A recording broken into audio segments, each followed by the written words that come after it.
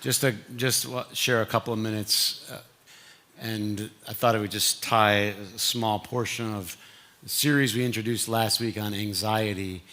And we know, boy, if anybody has the potential to have a lot of anxiety, it's the moms. And the thing I was trying to introduce last week is that we all worry. It's all of us do. It's human nature to worry. But where it becomes really problematic is when it starts to take over our life and our mind and our thinking, and it can really, really affect us. It can weigh us down. And in Proverbs, we said last week that an anxious heart weighs a person down. And so when we're full of anxiety, it literally drains us. It weighs us down. And we miss out. This is what's so key. We miss out on the things that are right there in front of us, the beauty that's right there in front of us. There is no perfect situation. You're never going to arrive. That's free. You're never going to be there. When the kids are spilling things, as Erica talked about, then you wish you're past the stage when they're spilling things. And then they aren't spilling them anymore, and then you wish. And so you just got to decide. Decide today. Thank you, God, for today. Thank you for what's right in front of me today. And before I went on, I wanted to just take a minute. I think last week I was telling a story. You know how I tell stories, and I went on and on and on, and I offended someone that I did not mean to offend. And so my sincere apologies. It was not intentional, and I would never want to. I would never want to do that. And so I'm sorry for the person that I offended who was watching online. And I was thinking about how our anxiety weighs us down. And one of the things that happens is because we can think about tomorrow. The ability to think about tomorrow is an amazing gift. You can think about tomorrow. Sometimes the greatest gifts in our life, we don't realize are gifts. There are a lot of animals that can't think about tomorrow. Now, I'm not enough of a scientist to explain to you what animals know and what they don't know. We know that some of them can store away food for winter and things like that. But this incredible ability for us humans to think about tomorrow has given us so much. You can stop and think and plan and the ability to just make a plan. Like one of the things that I did this week is I sat down with Vicki and I said, let's make a plan for Mother's Day. So I wanted to plan ahead. Did anybody forget to plan ahead for Mother's Day? It's a blessing that you can think about tomorrow, but it's also, in a way, it becomes a curse. And here's what I mean. You start thinking about tomorrow, and you can think about all these scenarios. Anybody ever been down this path before in your mind? So Jesus says, give no thought for tomorrow. I don't think he meant, don't make any plans, don't have any deadlines on your calendar. But I think what Jesus was teaching us was, sometimes what happens is we start to think about tomorrow, and we don't just worry about our problems, we start to worry about our potential problems. Who's ever done this before? Start talking yourself into problems. Anybody ever been down story lane in your own mind? I mean, you're 7 problems deep, and you haven't even hit the first one yet. But this is the ability of the mind. And so Jesus knew this, and he says, give no thought for tomorrow. Don't let tomorrow take over, but live in today. Each day has enough trouble of its own. Isn't that true? And each day has enough joy of its own. Isn't that also true? So I just want to leave you with one scripture, one key, Philippians chapter 4. And this is one, as I often joke, you need to put on your refrigerator. This is one you need to memorize. This is one you need to bury deep inside, because this will change your life. If you can grasp onto this, which Paul taught, he taught from prison, by the way. This isn't Paul sitting on some beautiful island. I mean, like we're getting ready to travel this fall to Italy and see some of the places that Paul went. And of course, we're gonna see the prison that he went to, but we're mostly gonna sit out in the sun and drink lattes. You know what I mean? So when Paul writes this, he's not writing it from the beauty of a resort. He's writing it from prison, and not just any prison he didn't deserve to go to, and prison he went to for doing something good. All I could think about is how angry I would be. That's all I could think about. How angry I would be if I went to prison, and if I went to prison for doing something good, if I went to prison for doing something good for God.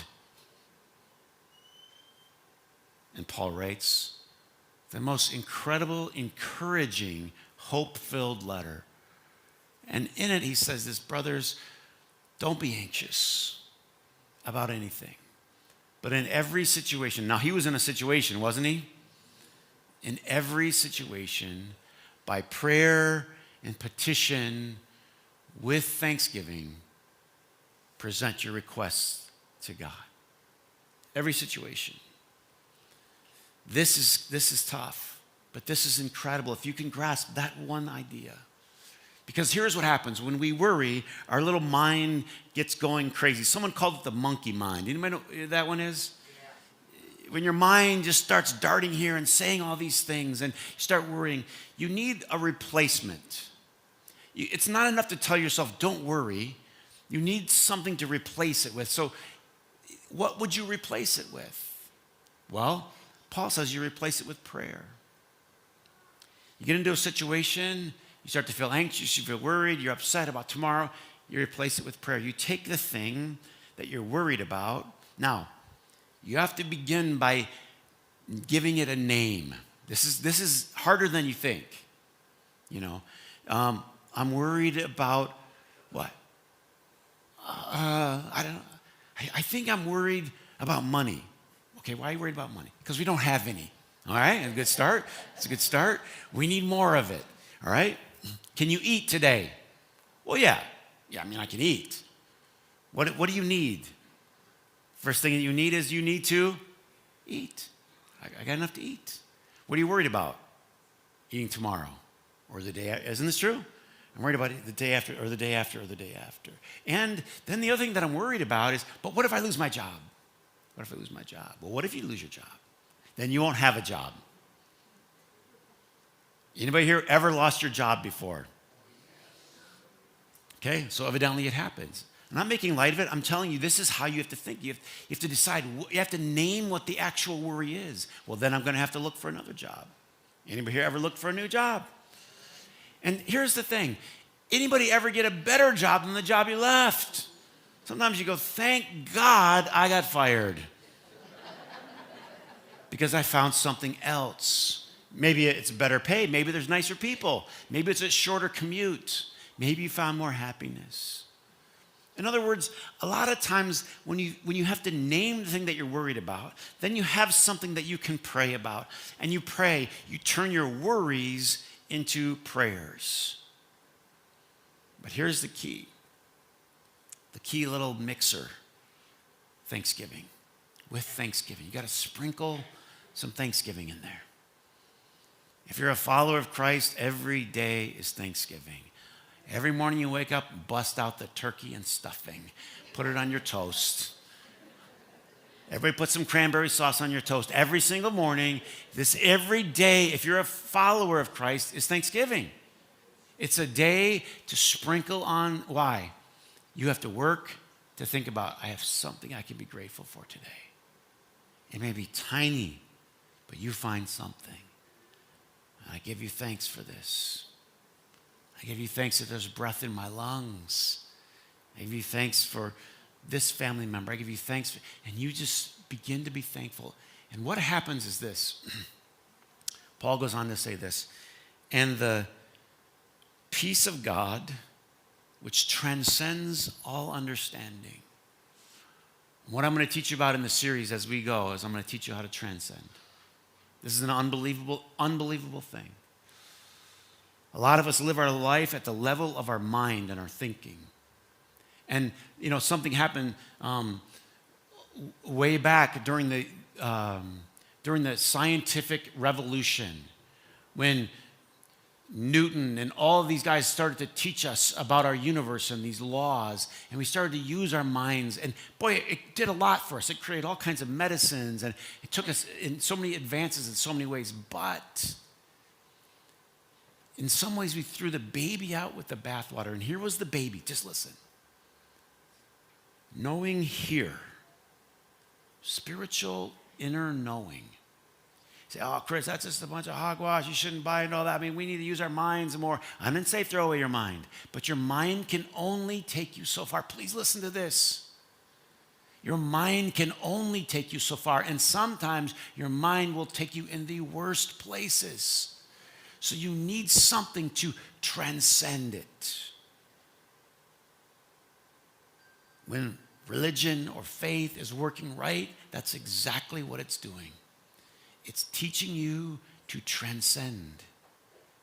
And the peace of God, which transcends. You ever meet somebody and you go, you shouldn't be happy. Your life's screwed up. You ever meet them? Huh? Everything's great for you. You got a great job. You got money rolling in. You got the kids. Everyone's obeying. And you meet your friend and everything's screwed up and they're happy. And you're pissed off. It's true. How dare you be happy? You know? Do you know how screwed up your life is right now? And this is true. Why? Because some people, they discovered the spiritual secret of transcending. And this little secret that Paul taught, Jesus keyed us into, frees us from anxiety, allows you to fully participate in your life today. And that's what we'll be talking about, right? In the weeks that are to come in the age of anxiety. Happy Mother's Day, Mom. 1 Peter chapter 5 says this, cast all your anxieties, all your cares on him, because he cares for you.